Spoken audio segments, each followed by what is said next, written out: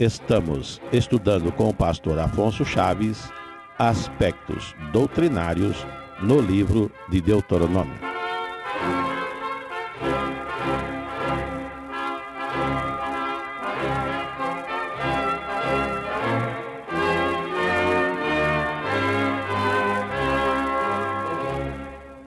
Prosseguimos agora o nosso estudo nas Sagradas Escrituras, dentro da sequência dos livros do Pentateuco, agora em Deuteronômio, e no capítulo 15, onde iniciamos essa nova sessão.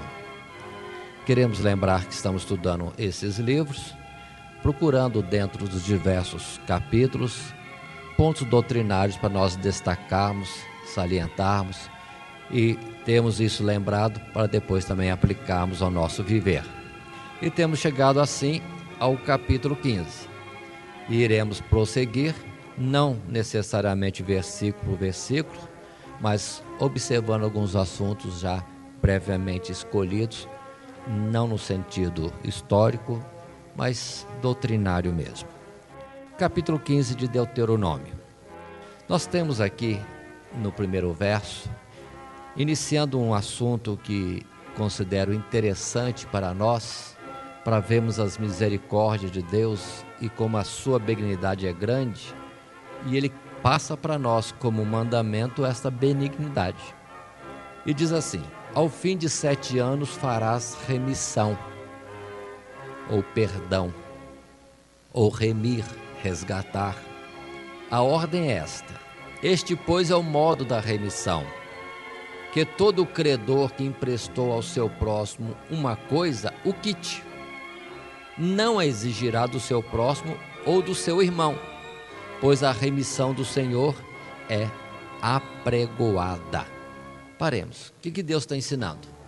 Pode ser que no passar dos dias alguém tomou emprestado alguma coisa e o credor fica com crédito. A pessoa deve pagar dentro dos dias seguintes. Mas se acontecer de chegar ao ano da remissão, que é de 7 em 7 anos, tudo indica que com este sábado, este ano coincide com o ano sabático, que também é de 7 em 7 anos, o credor daria a dívida por quitada, sem a pessoa ter pago. Entretanto, chegou naquele ano da remissão, simplesmente consideraria perdoada a dívida. E assim, de 7 em 7 anos, ninguém estaria devendo a ninguém. A palavra foi colocada com o sentido da bondade de Deus. Quando diz, por exemplo, verso 4: somente para que entre ti não haja pobre, pois o Senhor abundantemente te abençoará na terra que o Senhor teu Deus te dará por herança para a possuíres. Então observe que o sentido de alguém enriquecer, ter bens em maior quantidade, não depende de um cuidado de o que é meu, dá-me o que me deve. Não, ele está na graça de Deus, tanto que ele será abençoado se de 7 em 7 anos o outro não pôde pagar para ele, ele considera simplesmente pago, quite, liquidada a dívida. Não que alguém pagou, mas porque Deus falou para perdoar, considerar pago, para que não haja pobre no meio do povo de Deus. Observe bem esse particular do cuidado de Deus de um para com o outro, quando ele diz que nós somos irmãos e temos que tratar todas essas coisas, até a financeira, como irmãos. Observe que parece um pouquinho com o ano do jubileu, que já seria diferente um pouco. De 50 em 50 anos, as terras seriam devolvidas aos seus donos originais, porque a terra foi dada por Deus entre o povo de Israel. Deus é que repartiu pelas tribos, pelas famílias, e tudo isso teria que voltar de 50 a 50 anos aos donos primitivos. Não é este caso. Mas observe, é o cuidado de Deus em períodos curtos e em períodos longos, para que ninguém venha com o tempo se empobrecendo, e isso progressivamente, mas possa ser recuperado, ter os seus bens de período em período, e assim haja bênção sobre todo o povo. E aquele que era o credor que perdoou, não vai entender que perdeu. Ele não perdeu, porque terá a bênção de Deus. É isso que Deus está dizendo. Terá a sua bênção nesse particular. Observe nesse particular de emprestar. Nós temos ainda outros assuntos, como à frente vai ser falado, vou adiantar aproveitando o momento. Um dos pontos a falar é que Deus diz, se alguém pede emprestado, não despede vazio se você tem com o que ajudar o outro. E se fizer o empréstimo, não seja com usura, ou seja, não seja com taxas de juro, de forma alguma, mas empresta, tendo a ideia que poderá receber, mas diz a palavra também, aquele que empresta, que dá ao pobre, empresta para Deus. E Deus nunca deixa de pagar, ainda que não tem nada para pagar, né? Porque Ele é dono de tudo, mas Ele se faz como que devedor daquele que usa de misericórdia com o necessitado. Observe esses particulares, e agora um pouquinho mais, no verso 9 deste mesmo capítulo 15, solto alguns versos, para me deter mais precisamente no que queremos destacar. Deus diz assim para o seu povo, guarda-te, que não haja palavra de Belial no teu coração, dizendo, vai se aproximando o 7º ano, o ano da remissão, e que o teu olho seja maligno para com o teu irmão pobre, e não lhes dê nada, e que ele clame contra ti ao Senhor, e que haja em ti pecado. O que significa isso? Pode ser que alguém diga assim, este ano é véspera do ano que é o ano da remissão. Se eu emprestar agora para aquele que me pede, são poucos meses para me pagar, eu acho que ele não vai pagar, eu vou perder. Então não vou emprestar, porque senão chega no ano que vem, é o ano da remissão, eu vou ter que considerar pago sem ter recebido. E Deus diz, não fique maquinando isso, vendo quanto tempo falta para chegar o ano da remissão, para ver se empresta ou não empresta. Empresta, ainda que fosse véspera, dia de véspera, empresta, e Deus vai abençoar. Se você considerar que em tempo breve já é remissão, que você não vai ter o retorno daquele dinheiro, isso será mal aos olhos de Deus e haverá pecado em ti. Será que nós estamos prontos a desta forma obedecermos a Deus? Na verdade, a palavra diz só isto, colocando esse critério, os cuidados para não falhar nesta ordem, para o credor, o que possui. Se observarmos a palavra de Paulo e também de outros apóstolos, eles falam com cuidado sobre o particular daqueles que têm bens, que saibam repartir com liberalidade, saibam ser aqueles que socorrem os necessitados, porque a bênção, na verdade, irmão, vem de Deus. E Salomão diz em Provérbio que é aquele que reparte e continua tendo bastante. Eu faço menção desse particular numa comparação assim. Se eu tenho uma despensa em que Deus diz, vou encher a despensa para você repartir, e Deus como que se falasse, e eu vou encher a despensa à medida que necessite. Então, quanto mais eu tirar da despensa para distribuir, mais vezes Deus vai o quê? Encher a despensa. Mas se eu retenho a despensa cheia, não vou dar não, porque senão vai faltar para um tempo futuro, o que vai acontecer é que Deus não vai abastecer essa despensa. E muitos nós, irmãos, que podemos ter algum bem material, somos como a despensa de Deus. Temos que entender quando é que Deus está nos dando para servirmos de socorro para outro mais. A palavra não diz, mas lembro do que está escrito em Tessalonicenses, capítulo 4, na primeira carta. E se alguém no meio do povo de Deus fica um pouquinho mais perto, opa, está chegando o ano da remissão, eu vou pedir um dinheiro emprestado. Não estou precisando, mas deixa eu ver para quem que eu vou pedir para depois eu não ter que devolver. Isso também não é maligno? E a palavra lá em Tessalonicenses diz para não enganarmos nosso irmão em negócio algum. Se temos uma necessidade, temos quem possa socorrer, começando isso em Deus. Mas se não temos a necessidade, não vamos enganar o nosso irmão. Ou se durante o tempo que transcorrem os dias, na verdade, tendo eu condição, eu devo quitar a minha dívida, porque Deus, na verdade, sonda os corações. E aquele que, na verdade, tem uma má intenção para com o companheiro, pede emprestado, mas já com a ideia de não pagar, Deus está analisando estas coisas também. É como ter o olho maligno. E não seria de igual forma pecado? Certamente. Então observam instruções de um amor maior para com o irmão, aqueles que estão contados como o povo de Deus. Continuemos, não terminou este assunto aqui. Deus é muito maravilhoso nas suas colocações. Observe o verso 12, 13, 14. Também, aqui fala sobre a alforria do irmão ou da irmã. Quando teu irmão hebreu ou irmã se vender a ti, 6 anos te servirá, mas no 7º ano o despedirás forro de ti, livre. Poderia acontecer também, vamos explicar com as nossas palavras, que em algum tempo da vida alguém precisou se vender, ser servo, ser escravo. Hoje em dia muitas vezes não é bem visto, coloca-se como funcionário, empregado, contratado e outras palavras mais. Mas no passado era isso mesmo. Às vezes a pessoa se dava como trabalhador para ter a sobrevivência no dia a dia. Era escravo, servo.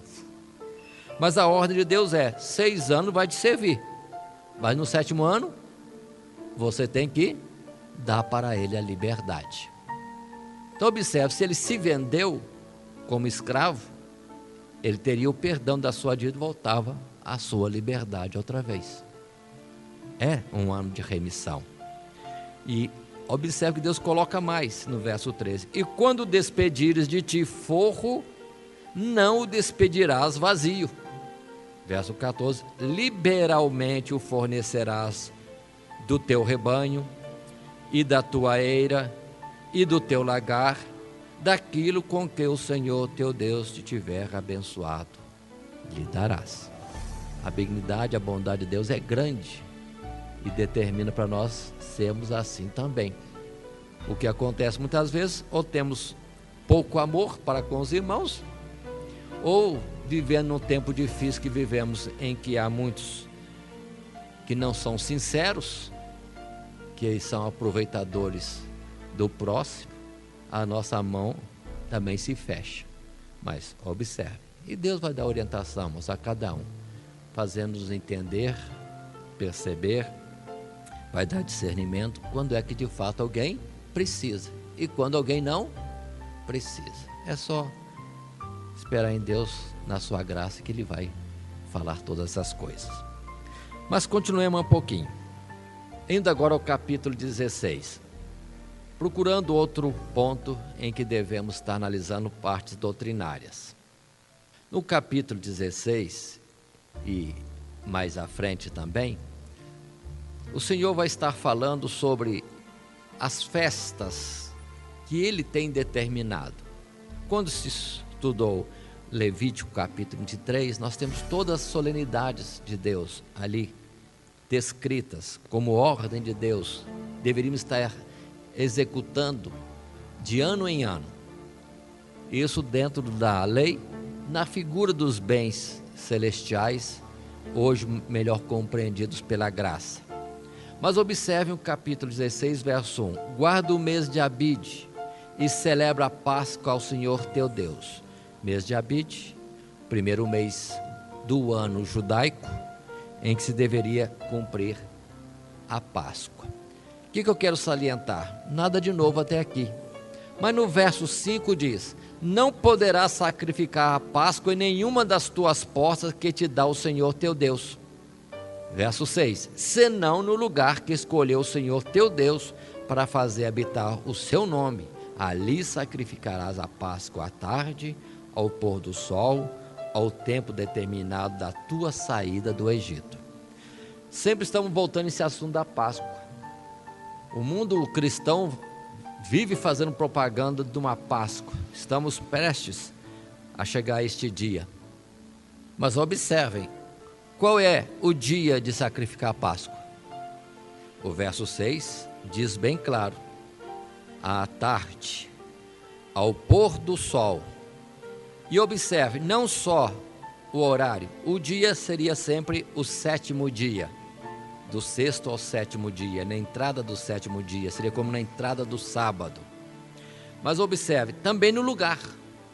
O povo israelita, irmãos, não pode realizar mais a Páscoa, porque estão debaixo da lei, guardando ainda a lei, não tendo aceitado a Cristo Jesus, estão presos na lei, mas eles não podem executar a Páscoa, porque para executar a Páscoa eles teriam que executar em Jerusalém.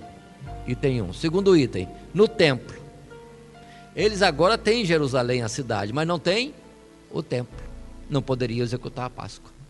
E agora eu pergunto, por que no mundo cristão executa-se a Páscoa, sendo que eles estão no mundo, no Egito, e não estão, na verdade, em Jerusalém? Porque o tempo, na verdade, de sair do Egito, a ordem já saiu. Se estão no Egito, por que realizam a Páscoa? Se não querem sair do Egito, o mundo. Para nós entendermos, a realização da Páscoa por Deus ainda é determinada, mas no tempo de hoje não é na Jerusalém terrestre, não é no Monte Samaria, disse o Senhor para a mulher samaritana. Tem que ser em verdade e em espírito. Mais uma vez a colocação, que quando nós estamos com sinceridade, servindo a Deus, buscando executar a sua vontade, e isso é em espírito, nós estamos como que entrando nos lugares celestiais de Jerusalém e do templo de Deus, conforme está em Hebreus capítulo 10. Tenhamos ousadia para entrar no santuário através do véu. Hoje, irmão, tudo no sentido espiritual, mas precisa ser executado ainda. Continuemos mais um pouco. Assim também vai determinar no verso 8 que se execute os pães asmos, a festa ou solenidade dos pães asmos. No verso 9 também vai falar sobre a festa dos Pentecostes, também chamada festa das semanas, e tudo isso, ordem de Deus renovadas, Moisés repetindo para o povo, mas sempre com a conotação especial, no lugar que Deus escolheu. Verso 13 vai falar da festa dos tabernáculos. No verso 16 vai lembrar Moisés que de todas as solenidades, 3 delas, o israelita não poderia faltar de ano em ano. E quais são elas?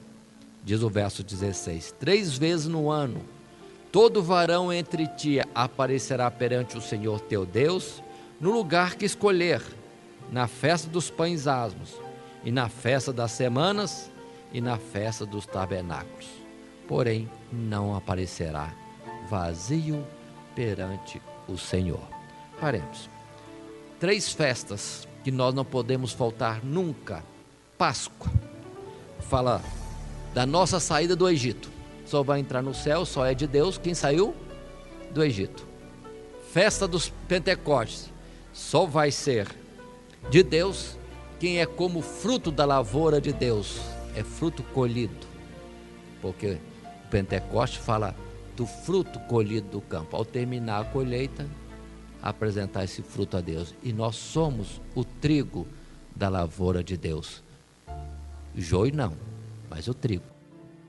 E finalmente, quando fala a terceira festa, que é a festa dos tabernáculos, é a lembrança de que um dia moramos no mundo e no deserto, e não estaremos mais no deserto, falando que aqueles que forem o povo de Deus um dia morarão nos céus.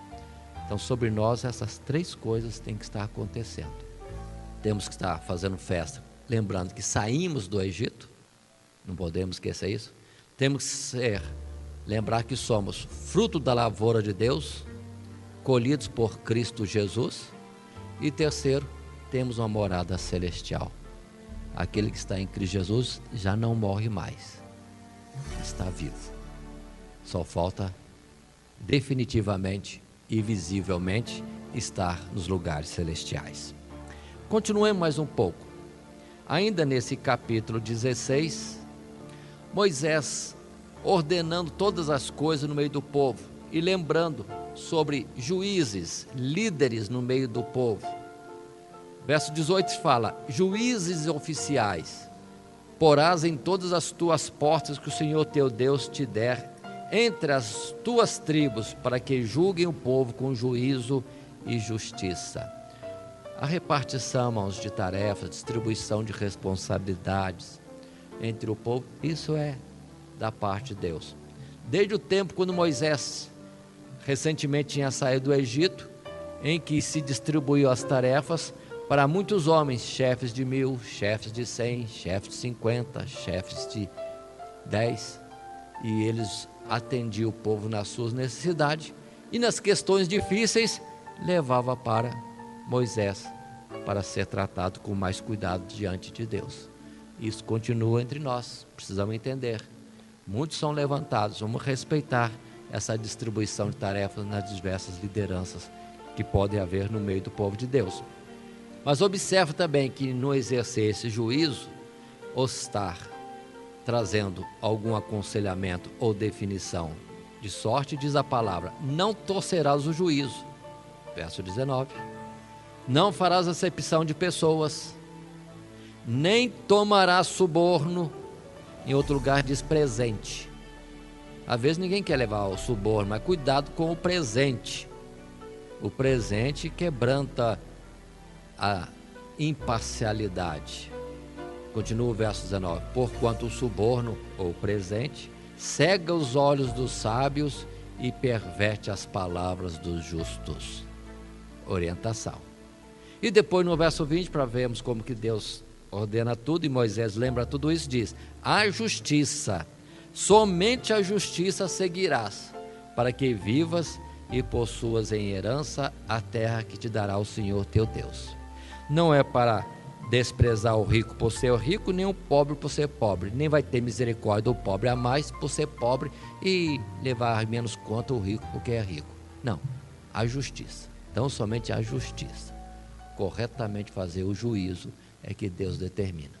E somos tendentes, às vezes, a facilitar para o que tem nome ou posses, ou então, por misericórdia, facilitar para o pobre. Nem uma coisa e nem outra, mas simplesmente o juízo correto. Continuando, dentro daquilo que Deus ensina para nós, agora passando ao capítulo 17. Escolhi os versos 8 até o verso 13. Nós temos questões assim, temos questões e muitas que estão aqui descritas.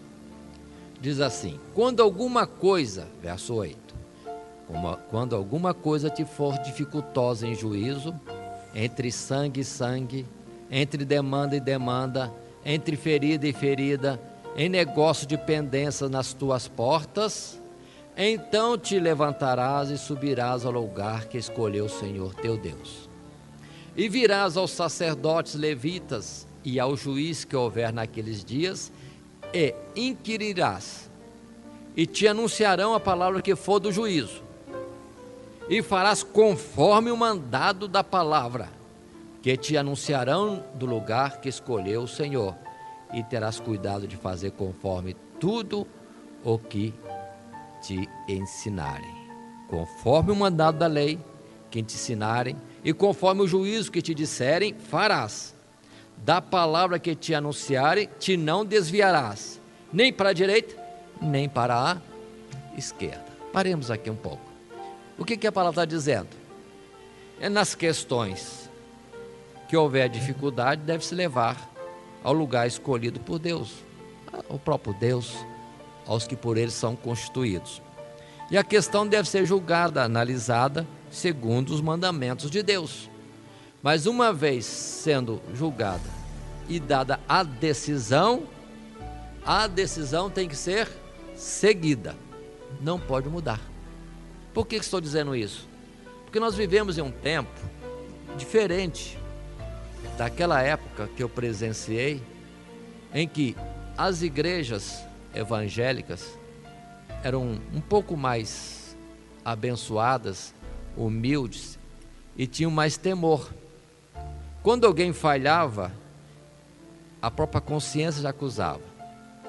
E quando ia isso à igreja, e se era julgado em falta à pessoa, viria a suspensão, viria o que chamam de afastamento temporário ou prova, ou viria a exclusão, e a ordem às vezes era: não cumprimenta ele porque está debaixo de disciplina, até que se cumpra o prazo, ou que demonstre arrependimento e retorne confessando, pedindo o perdão de Deus. Eu lembro quanto temor havia na igreja. A pessoa que era assim, disciplinava, ficava parece que sem lugar. Na igreja já não tinha lugar, no mundo não tinha lugar, em casa não tinha lugar, no trabalho não tinha lugar. E quantas vezes a pessoa vinha rapidamente desesperada, chorando, arrependida, com temor de Deus, pedindo perdão, querendo voltar à comunhão com a igreja. Que tempo bom, é dentro disso aqui. Houve uma questão, foi julgado, foi disciplinado, ele acatava e o povo acatava junto. E quando cruzava com um irmão da igreja na rua, o disciplinado não reparava, nem achava ruim que não foi cumprimentado com a paz do Senhor. Ele ficava humilde, baixava a cabeça, com vergonha talvez, entendendo: estou em falta, estou em disciplina. Mas hoje, irmãos, nós vemos uma coisa diferente. É dado uma decisão, um juízo é estabelecido, e as pessoas descem a escada, cada um dizendo uma coisa diferente. O pastor não devia fazer isso. Isso é falta de amor. Onde o temor de Deus está diminuindo, amor esfriando e a iniquidade multiplicando-se. E muitas vezes na cidade se encontra uma pessoa disciplinada e fica lá: pai, senhor, mano, tudo bem com você? Como é que tá? Mano, tenha paciência, é assim mesmo, passa logo. Ou então alguém de outra igreja vinha: falta de amor para você, vem para a nossa igreja. E o pecado continua? Houve arrependimento? Há mudança de vida? Teve a remissão? Vai para o céu assim? De forma nenhuma. E a palavra diz aqui nesse capítulo que nós estamos estudando, o 17, verso 12: o homem, pois, que se houver soberbamente, não dando ouvidos ao sacerdote, lá atrás diz, ao levita ou ao juiz, que está ali para servir ao Senhor teu Deus, nem ao juiz o tal homem morrerá, e tirarás o mal de Israel, para que todo o povo o ouça e tema, e nunca mais se ensoberbeça. É soberba, é presunção. Foi dada a decisão, acate-se. Foi injusta, Deus julgará. O juiz, Deus julgará o levita, Deus julgará o sacerdote, e vamos temer a Deus. Então, mas observem, nós temos muitas questões na igreja pendentes, porque existe muita soberba. Muita gente não está entendendo que já foi tratado o assunto, já foi decidido, e fica ainda fomentando, discutindo em contrário, ou mesmo incentivando a pessoa até permanecer no erro, ou procurar outra saída que não seja o arrependimento das faltas cometidas. A lei prevê isso, vem de Deus essas coisas. Por isso observem que Jesus foi também julgado, foi injustiçado, mas diz a palavra que ele entregou-se àquele que julga retamente. Assim é conosco também. Precisamos ter cuidado nessas coisas. Na continuação desse capítulo 17, também tenho selecionado outro assunto, quando fala no verso 14, a previsão que Deus tinha de que o povo um dia poderia desejar ter sobre si um rei como os outros povos. Observe o verso 14: quando entrares na terra que te dá o Senhor teu Deus, e a possuíres, e nela habitares, e disseres: porei sobre mim um rei, assim como tem todas as nações que estão ao redor de mim. Verso 15, Deus coloca as condições: porá certamente sobre ti como rei aquele que escolher o Senhor. Primeiro item. Que mais? Segue o verso 15 dizendo: dentre teus irmãos porás reis sobre ti, não poderás pôr homem estranho sobre ti. E segue outras ordenações. Irmão, nós temos também desobediência nessa questão. Na obra de Deus podem haver líderes, é necessário que haja. Mas quem é que deve ser o líder? Sempre aquele que Deus designa. Não é escolha nossa. Esse é o cuidado que nós precisamos ter. Não é escolha nossa. Não é um sistema assim como que de votação, eleição, maioria decide. Não é a maioria decide, é o maior, o Senhor é quem decide, na verdade. É bonito muitas vezes quando a gente vai designar um líder para uma tarefa, ou vai separar um obreiro, que antes que a gente tenha isso realizado, a pessoa já está por Deus avisada de que haverá alguma coisa especial para ele, para mostrar que não é da parte do homem, é primeiramente da parte de Deus. Se assim for, irmãos, que benção. Mas quantas vezes nós vemos no meio do povo de Deus, dos evangélicos, dos crentes, a pessoa olha um para o outro assim: vamos mudar de igreja, ou vamos formar uma igreja para nós, você vai ser o nosso líder. E lá é constituído um novo pastor, é constituída uma nova igreja, e vai por aí afora. E eu pergunto: quem é que consultou a Deus? Se é isso que é para ser feito. Questões, continuam ainda as lições do chamado Antigo Testamento, que não é nada antigo, muito menos Velho Testamento, servindo para nós nos dias atuais. Sempre escolher segundo a vontade de Deus. Aí temos o exemplo, quando o povo de Israel quis um rei, não foi na vontade de Deus, foi desprezando aquele que Deus tinha colocado como juiz, Samuel. Pronto, começaram a falhando. Aí Deus deu a eles conforme eles queriam. Deu Saul. E que desastre foi. Mas depois Deus diz: agora eu vou colocar o rei que eu colocaria segundo o meu coração. Aí dá o rei Davi. Irmãos, vem a diferença no sentido espiritual. Que diferença foi? Mas continuemos mais um pouco. Mas aqueles que são líderes também têm aqui, irmãos, instruções.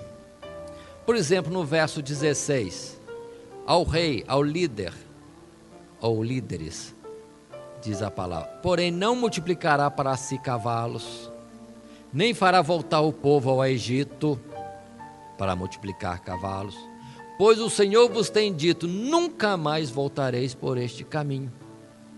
17: tampouco para si multiplicará mulheres, para que o seu coração se não desvie, nem prata, nem ouro multiplicará muito para si. Paremos. A obra, irmãos, de Deus não é para riqueza, prosperidade do líder. Não é para ele se enriquecer servindo a Deus no meio do povo de Deus.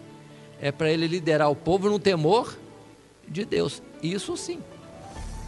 E às vezes observamos as pessoas preocupadas com algo assim. Não é muito no nosso meio isso, porque nós não temos esse critério. Mas quando algum dirigente é destacado para estar liderando uma certa igreja, a primeira coisa que pergunta: quanto que vai ser lá? Lá entra bastante recurso financeiro. O que eu vou receber? Casa, carro? Ele não está preocupado com a obra de Deus ou a instrução de Deus para o povo. Ele está preocupado em se aprumar na vida. Não é esse o sentido. É necessário a liderança, mas não é para ele estar sendo o alvo de bem ou prosperidade. Não, é o povo no andar nos mandamentos de Deus. Por isso mesmo que logo depois, no verso 18, vem mais instruções para os líderes. Será também que, quando se assentar sobre o trono do seu reino, fala do rei, mas estamos puxando para toda a liderança, então escreverá para si um translado desta lei no livro, do que está diante dos sacerdotes levitas, e o terá consigo, e nele lerá todos os dias da sua vida, para que aprenda a temer ao Senhor seu Deus, para guardar todas as palavras desta lei e estes estatutos, para fazê-los. Observem que quando Josué foi destacado para liderar o povo, a ordem expressa de Deus se deteve praticamente naquela instrução: meditar na lei do Senhor de dia e de noite, não se desviar disso, porque assim fazendo prosperaria o seu caminho. Então, irmãos, observe, instruções, lá em Deuteronômio, mas serve direitinho para os dias atuais em que nós estamos vivendo. Passando à frente, capítulo 18, também tem selecionado algumas coisas. Os versos primeiros, como já temos considerado em outras partes do nosso estudo, Deuteronômio é repetição. Portanto, não estranhe repetição de mesmas palavras, mesmos mandamentos, mesmas ordenanças, porque é o que Moisés estava fazendo, insistindo, falando, repetindo coisas já faladas no mesmo livro de Deuteronômio ou em outras passagens. E assim, versos primeiros vai falar sobre o dever do povo de Israel de terem cuidado com aqueles que ministram na casa do Senhor. No tempo passado, os sacerdotes levitas, toda a tribo Levi, não tinham herança. Quem sustentava eles era o próprio povo. Então, fica isso também. É onde, irmãos, ainda que na nossa igreja não tenha esse costume, porque muitos não necessitam de receber salário da igreja, nas diversas igrejas filiadas também, observem que precisamos ter o cuidado. É dever do povo a contribuição, cuidado para a manutenção, até mesmo das despesas e daqueles que estão liderando as diversas igrejas. É mandamento do Senhor. O líder tem os seus deveres para com o povo e o povo para com o líder. E isso da parte de Deus. Mais à frente eu vou já estar falando, dentro dessas palavras que estamos vendo nos capítulos anteriores e nesse capítulo 18, é que tem aquela palavra que está em Deuteronômio também: não atarás a boca do boi que trilha. O que quer dizer isso? O boi, quando estiver trabalhando, puxando arado, trabalhando na lavoura, não pode ter a boca amarrada, fechada. Tem que deixar o boi também, enquanto está trabalhando, de vez em quando, comer alguma coisa que esteja ao lado. É a sua sobrevivência, o seu sustento. Mas Deus está tendo cuidado de boi? É quando em Coríntios capítulo 9, verso 9, Paulo diz, não, ele diz a respeito de vós, que não pode ser desamparado e é digno o obreiro do seu salário. Quando isso é necessário, é digno o obreiro do seu salário também. Tem um certo pregador que diz, se Deus cuida de boi, muito mais vai cuidar da gente. É uma outra forma de dizer também. Continuando. E esta ordem, naquele tempo passado, era em termos de primícias, das ofertas, dos votos, guardar sempre a porção que era dos que ministravam, para que tivesse o sustento, já que não disputavam no campo, não disputavam nos negócios, coisa alguma com o povo, tinha que se dedicar a servir o povo nas coisas de Deus. Continuando mais um pouquinho, Deuteronômio capítulo 18, verso 9 e versos seguintes, mandamento muito importante para hoje, claro, quando diz assim, quando entrares na terra que o Senhor teu Deus te der, não aprenderás a fazer conforme as abominações daquelas nações. Entre ti se não achará quem faça passar pelo fogo seu filho ou sua filha, nem adivinhador, nem prognosticador, nem agoureiro, nem feiticeiro. E segue os mandamentos, vou ler daqui a pouco. Paremos um pouco. Quantas vezes vemos notícia de pessoas, crianças sumidas? E vocês sabem onde vai parar isto? Muitas dessas crianças são sacrificadas aos ídolos. Nos serviços, que eu vou dizer, de feiticeiros, médios, em centros, em despachos. Não vamos apagar isso, nós estamos entre irmãos dentro da nossa casa, existe isto. Quantas vezes vemos em testemunho de pessoas que se converteram do espiritismo, dizendo que para desenvolver tinham que sacrificar alguém.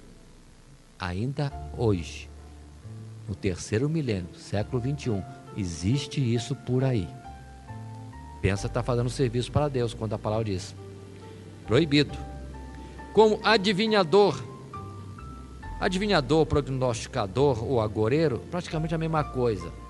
Querendo saber o futuro com um artifício ou outro artifício. Horóscopo, tarô, cartas, búzios, que mais? Quanta coisa existe por aí? Isso é terminantemente proibido por Deus. E às vezes temos crentes brincando, indo em circo, em lugares que tem cigano, só para brincar, para ver o que eles vão dizer ao ler a mão. Cuidado, está brincando com fogo. É um perigo. Por Deus é proibido. Mas ele vai acertar. Não interessa se ele acerta ou se não acerta. O importante é que Deus já proibiu. Acabou. Não se discute mais. Não deve desobedecer.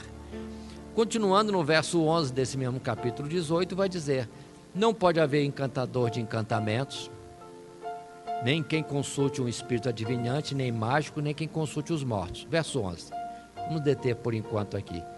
Encantador de encantamento. O que chamaríamos isso hoje? As palavras não são do nosso uso hoje em dia, mas tem muita gente usando procedimentos que, vamos dizer assim, são como simpatias. Isso aí não é encantamento? Vassoura atrás da porta, ramo disso, ramo daquilo em tais lugares, sal grosso, que mais? Quadro virados, várias coisas. Estou querendo lembrar demais, me fugiu no momento. Ferradura, aquele amuletozinho que diz que é da sorte, figa, pezinho de coelho, quanta coisa. E as pessoas usam isso como se fosse algo natural, esquecendo que Deus diz que tudo isso é como feitiçaria, é procedimentos de encantamento para ter benefício ou livramento, esquecendo que quem livra e quem abençoa, somente Deus. Tiago diz: não erreis, não há outra fonte, Ele só é a fonte do bem, da dádiva perfeita. Continuando, quem consulte um espírito adivinhante, não pode consultar espírito, qualquer que seja, de um parente próximo, de um parente longe, de um que foi santinho ou quase muito santo. Tudo isso é proibido por Deus. Todos esses cultos de santo, tudo isso transgride essa palavra. Não pode consultar um espírito adivinhante, nem consultar os mortos. Se o catolicismo lê isso aqui e quiser entrar no céu, tem que obedecer. É uma transgressão direta. Pelo que também essa invocação daqueles que já foram, dizendo que está no purgatório, que está no inferno, ou que está no paraíso, ou que está no Sheol, ou que está não sei na onde, como que se estivessem vivos, isso também é transgressão. Morreu, morreu. Lembremos de Salomão. Não sabe de coisa alguma, não tem parte alguma no que sucede debaixo deste sol. Mas a palavra em Deuteronômio não fala que se ouve, se não ouve. É proibido. É de onde? Muitos são enganados, achando que o santo, o que foi mais ou menos bem no seu procedimento em vida, depois de morto vai resolver alguma coisa. Ele está consultando o morto. É transgressão. E é quando entra o mal, porque está desobedecendo a Deus, fazendo uma coisa errada, e o diabo entra em alguém e faz-se daquele que morreu, como que um espírito de um morto que está voltando para responder ou falar alguma coisa para alguém que o consulte. Tudo é engano. Se é proibido por Deus, proibido está. Saul consultou Samuel, que já estava morto. Sim, consultou. Agora, quem disse que Samuel falou com ele? Quem disse que Samuel poderia responder a ele alguma coisa?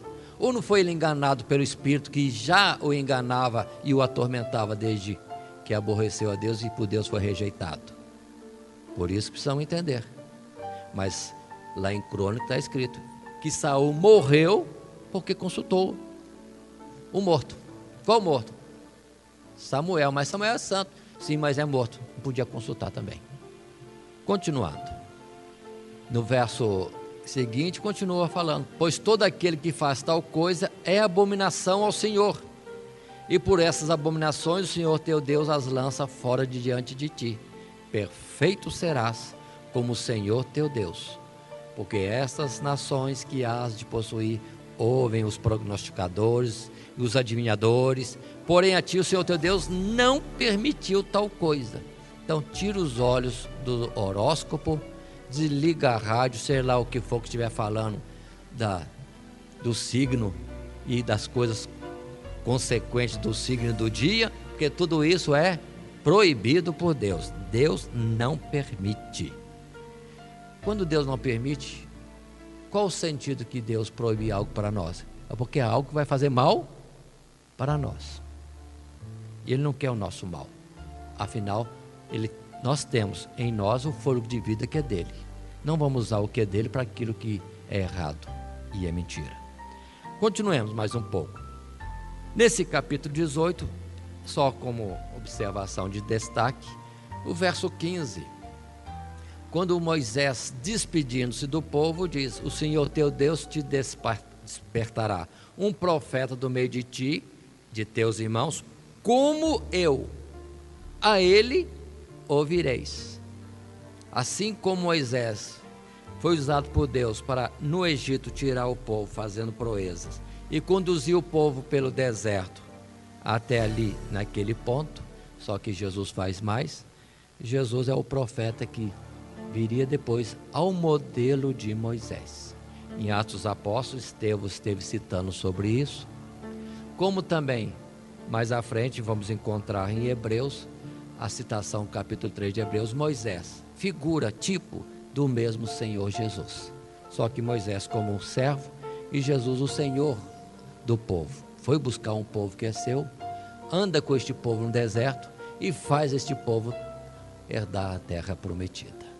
O profeta como eu, observem que interessante, que ousadia, que liberdade, sem orgulho e sem presunção, mas como um tipo colocado, e ele entendeu esse particular.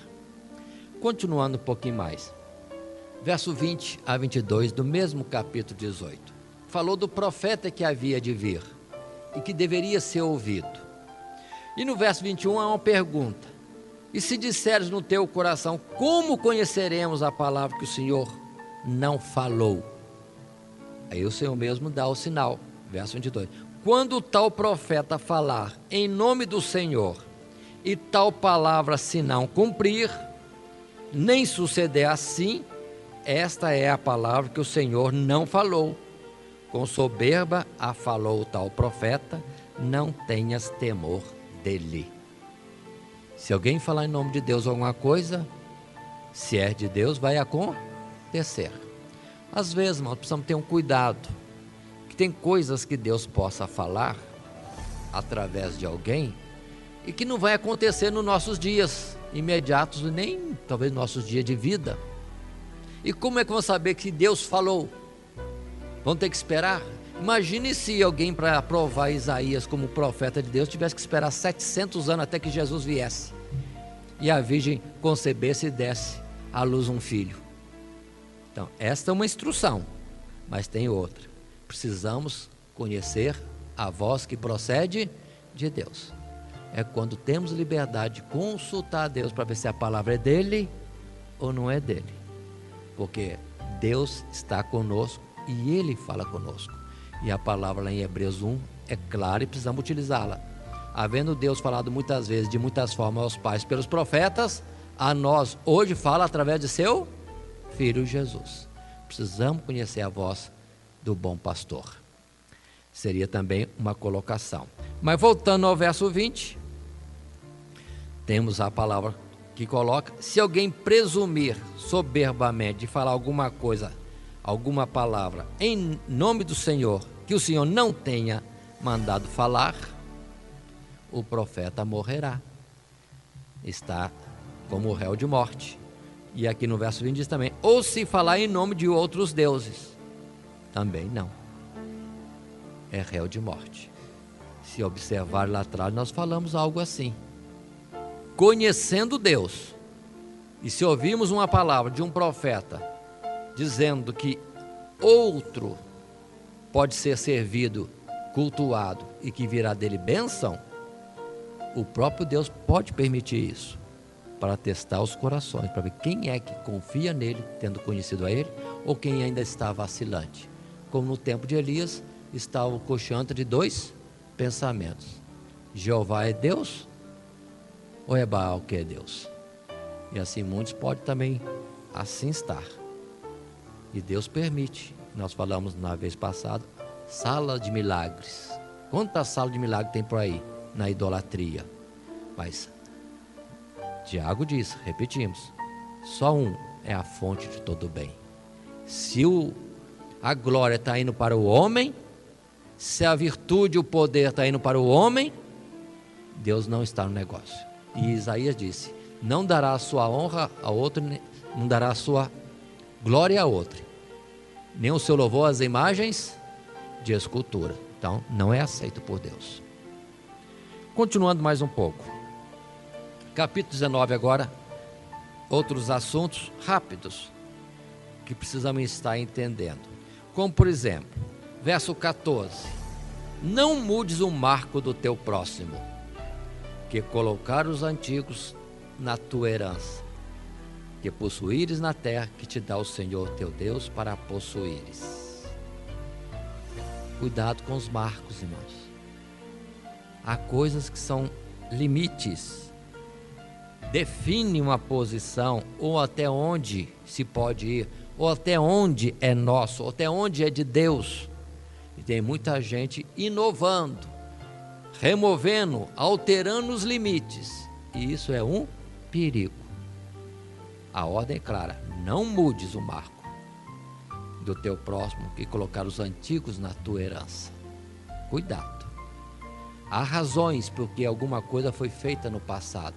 Precisamos entender as razões e não ser ousado de ir mudando tudo como se estivesse livre. Não está. Há marcos, há limites. Continuando mais um pouco. Nunca aceitar a testemunha de uma pessoa contra alguém. É o verso 15. Nós temos muito comum. Alguém fala uma coisa de uma terceira e tem-se aquilo como verdade. Cuidado, não aceite coisa alguma contra alguém, se não for com testemunhas diversas. Cuidado. Então, ouviu? Guarda. Confere. Aguarde. Não vai aceitando a primeira palavra. Precisamos ouvir mais testemunhas. Aí é onde a fofoca avança. Porque ouve-se uma vez, já passa à frente. Como verdade aquilo que tinha que ser parado no primeiro ponto. Avancemos um pouco mais. Verso 20, capítulo 20, melhor dizendo. Capítulo 20, os primeiros versos. Nesse capítulo 20 destaquei só isso aqui para ver como que Moisés insiste.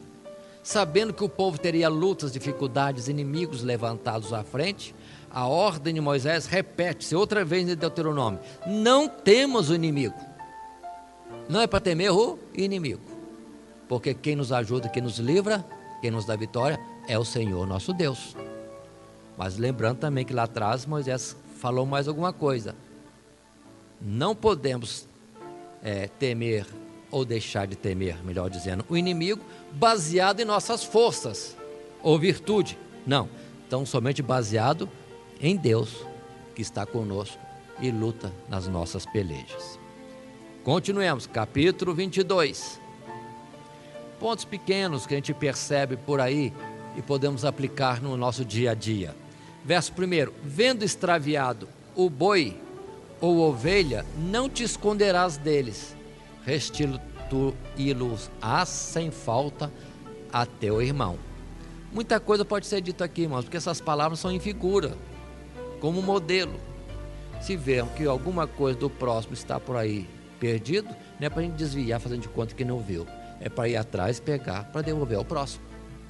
Isso muitas vezes em questões em que o próximo está perdendo o bem, ou a honra, ou está sendo difamado, caluniado, e nós não temos que fazer de conta que não temos nada com isso. Nós temos que pegar firme esta coisa e restituir ao próximo aquilo que é dele mesmo.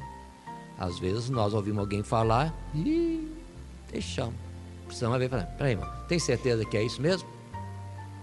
E tomar questão a causa do nosso próximo, não deixar ir além.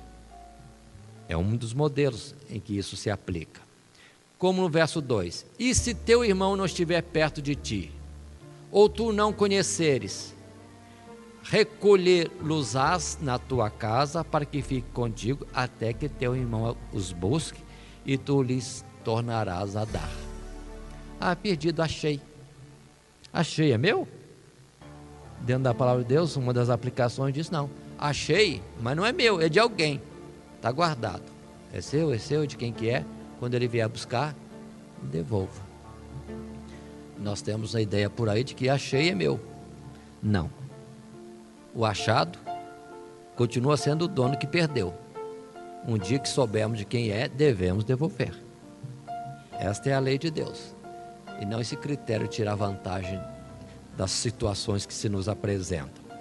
Assim também, continuando no capítulo 22, verso 4: o jumento que é de teu irmão, ou o seu boi, não verás caído no caminho, e dele te esconderás, com ele os levantarás sem falta. Tem pessoa que vê o irmão em dificuldade e passa de largo. Hoje em dia não tem ninguém com problema com boi ou jumento caído na estrada, mas tem carro com defeito, não é assim? Alguém machucado, alguém num problema, não passa de largo, para lá. Certamente a palavra é para levantar, ajudar sem falta o irmão, ou socorrer o irmão sem falta. Deus olha todas as coisas, mas nas questões simples da vida. Aqui é um modo de dizer, devemos trazer e aplicar as diversas situações nos nossos dias. O que poderíamos mais falar? Verso 8 do capítulo 22: quando edificares uma casa nova, aí vem detalhes, farás no telhado um parapeito, para que não ponhas culpa de sangue na tua casa, se alguém de alguma maneira cair dela. Qual o sentido disso? Tudo que nós fizermos, temos que ter o cuidado do nosso próximo, não vir ter nisso uma situação que possa se machucar. Então, irmãos, não é só construir casa. Eu já ouvi muita gente construindo preocupada, vou colocar isso aqui, colocar isso ali. Tá, coloque o que precisa mesmo. Mas nesse caso é danos físicos. Mas há muita coisa que alguém possa estar fazendo e que venha prejudicar ou ser uma armadilha, um perigo para o próximo. Temos que entender quando isso se aplica no nosso viver e tomar o devido cuidado. Tantas coisas que existem, que fazemos sem consultar, fazemos indiscriminadamente e não entendemos que podemos estar criando uma dificuldade para alguém. Vamos observar isso também.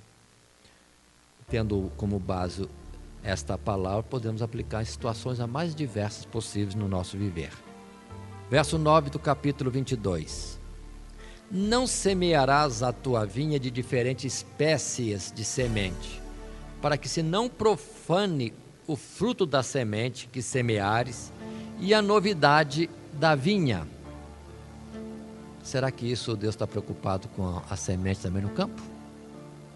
Na verdade, não é esse o princípio básico. O sentido é bem diferente.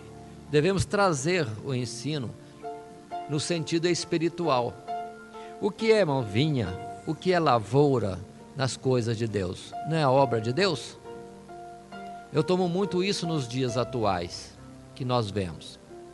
Porque cada campo, vamos dizer assim, que alguns falam ministério, lugar de pregação do Evangelho de Cristo Jesus, na verdade são lavouras, campos que estão sendo trabalhados. No meu entendimento, que cada pessoa, como os apóstolos se espalharam pelo mundo, eles levaram a pregação do Evangelho segundo a forma deles serem e terem a graça de Deus para tal. Então, na verdade, cada apóstolo, por exemplo, estava semeando no campo deste mundo arroz, feijão, milho, soja, que mais? Cana-de-açúcar e outras coisas mais poderiam ser comparadas no sentido do Evangelho, que tudo isso é alimento. Inclusive são bênçãos no sentido espiritual. Mas, entretanto, não se pode plantar no mesmo campo sementes diferentes. Vamos supor que depois vai alguém nos campos dos apóstolos e começa a plantar diferente, como aconteceu em Gálatas. Na Galácia, Paulo saiu pregando o evangelho, vamos dizer assim, ele plantou, por exemplo, arroz, mas logo depois vieram outros cristãos plantando outras coisas. Como, por exemplo, vamos tomar um exemplo, veio outro plantando milho. Não dá certo milho e arroz, não dá certo. Se na condução que Paulo teve inspiração, direção de Deus para plantar arroz, tem que ser arroz. Por isso que Paulo mesmo disse que queria pregar o evangelho, foi para Roma, não para pregar em Roma, porque em Roma já tinha cristão, mas pedindo a eles que fosse conduzido à Espanha, que queria pregar além deles, onde o evangelho ainda não tinha chegado, para não ser achado como edificando sobre fundamento alheio, ou plantando uma semente diferente, onde o outro já plantou alguma coisa boa. É isso que nós temos procurado respeitar no nosso ministério, irmãos. Nós não temos aberto igreja onde já tem igreja evangélica, de jeito nenhum.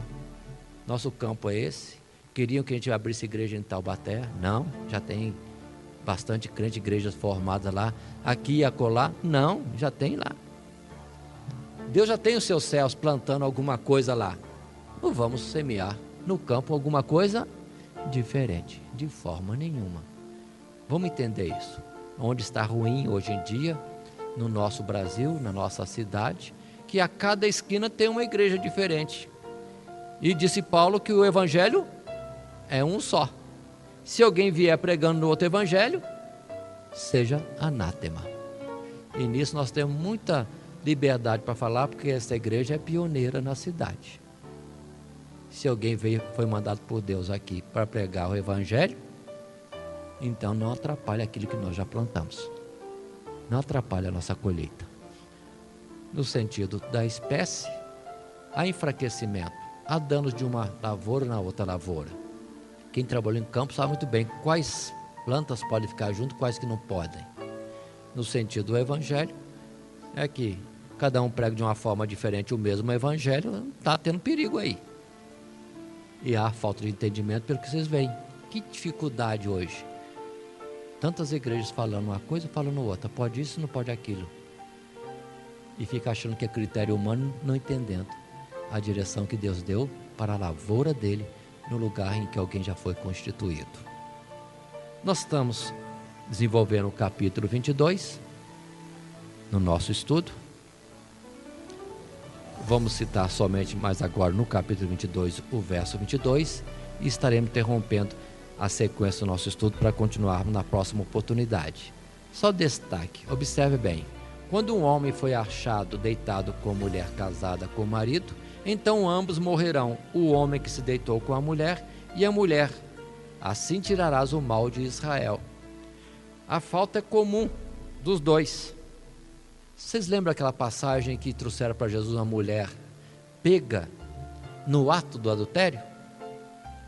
Ela estava adulterando sozinha. Existe isso? Falha.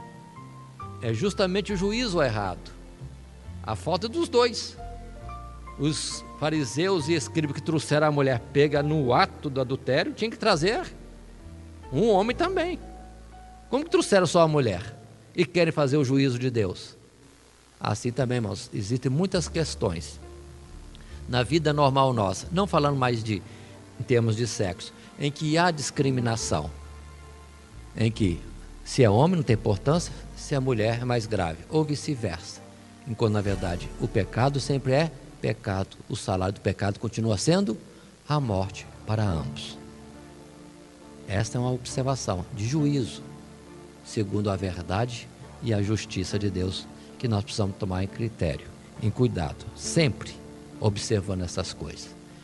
Vamos interromper agora nesse capítulo de 2, na próxima oportunidade estaremos destacando alguns pontos no capítulo 23 e assim dando sequência. Que Deus abençoe em Cristo Jesus.